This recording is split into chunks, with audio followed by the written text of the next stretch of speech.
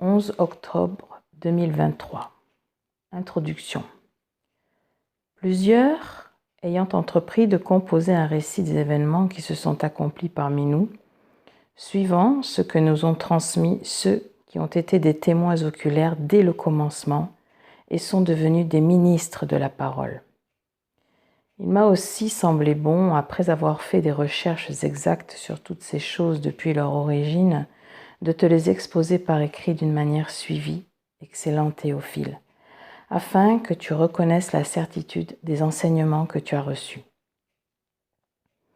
Du temps d'Hérode, roi de Juda, il y avait un sacrificateur nommé Zacharie, de la classe d'Abia. Sa femme était d'entre les filles d'Aaron et s'appelait Élisabeth. Tous deux étaient justes devant Dieu. Tous deux étaient justes devant Dieu, observant d'une manière irréprochable tous les commandements et toutes les ordonnances du Seigneur. Ils n'avaient point d'enfants parce qu'Élisabeth était stérile, et ils étaient l'un et l'autre avancés en âge. Or, pendant qu'il s'acquittait de ses fonctions devant Dieu, selon le tour de sa classe, il fut appelé par le sort, d'après la règle du sacerdoce, à entrer dans le temple du Seigneur pour offrir le parfum. Toute la multitude du peuple était dehors en prière, à l'heure du parfum. Alors un ange du Seigneur apparut à Zacharie et se tint debout à droite de l'autel des parfums. Zacharie fut troublé en le voyant, et la frayeur s'empara de lui. Mais l'ange lui dit : « Ne crains point, Zacharie, car ta prière a été exaucée. Ta femme Élisabeth t'enfantera un fils, et tu lui donneras le nom de Jean. Il sera pour toi un sujet de joie et d'allégresse, et plusieurs se réjouiront de sa naissance, car il sera grand devant le Seigneur. Il ne boira ni vin, ni liqueurs enivrantes, et il sera rempli de l'Esprit Saint dès le sein de sa mère. Il ramènera plusieurs des fils d'Israël au Seigneur, leur Dieu. Il marchera devant Dieu avec l'esprit et la puissance d'Élie, pour ramener les cœurs des pères vers les enfants et les rebelles à la sagesse des justes, afin de préparer au Seigneur un peuple bien disposé. Zacharie dit à l'ange : « À quoi reconnaîtrai-je cela ? Car je suis vieux et ma femme est avancée en âge. » L'ange lui répondit : « Je suis Gabriel, je me tiens devant Dieu. J'ai été envoyé pour te parler et pour t'annoncer cette bonne nouvelle. Et voici, tu seras muet et tu ne pourras parler jusqu'au jour où ces choses arriveront, parce que tu n'as pas cru à mes paroles qui s'accompliront en leur temps. » Cependant, le peuple attendait Zacharie, s'étonnant de ce qu'il restait si longtemps dans le temple.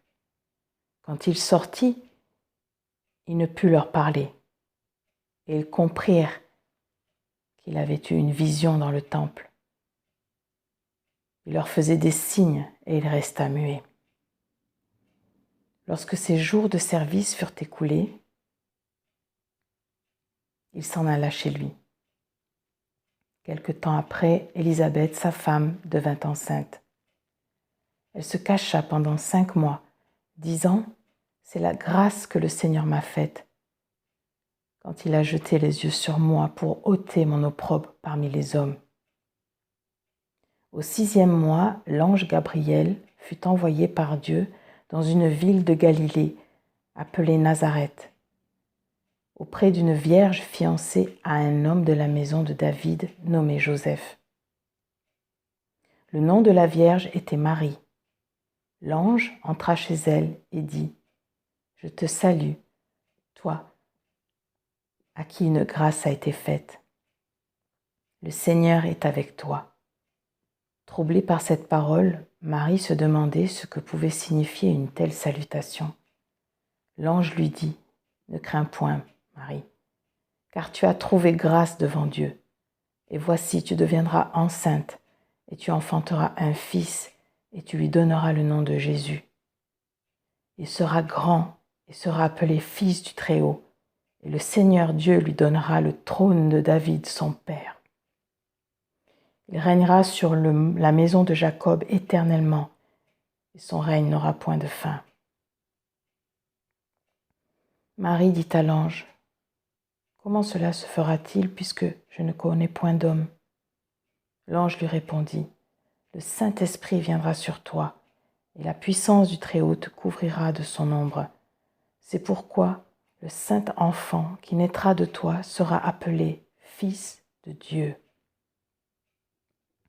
Voici, Élisabeth, ta parente, a conçu elle aussi un fils en sa vieillesse, et celle qui était appelée stérile est dans son 6e mois, car rien n'est impossible à Dieu.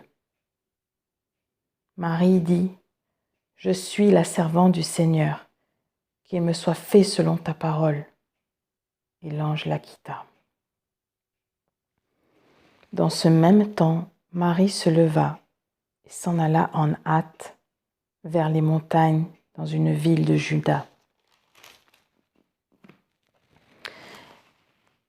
Élie entra dans la maison de Zacharie et salua Élisabeth. Dès qu'Élie entendit la salutation de Marie, son enfant tressaillit dans son sein et elle fut remplie du Saint-Esprit. Elle s'écria d'une voix forte, « Tu es bénie d'entre les femmes et le fruit de ton sein est béni. Comment m'est-il accordé que la mère de mon Seigneur vienne auprès de moi? Car voici aussitôt que la voix de ta salutation a frappé mon oreille, l'enfant tressaille d'allégresse dans mon sein. Heureuse celle qui a cru, parce que les choses qui lui ont été dites de la part du Seigneur auront leur accomplissement. »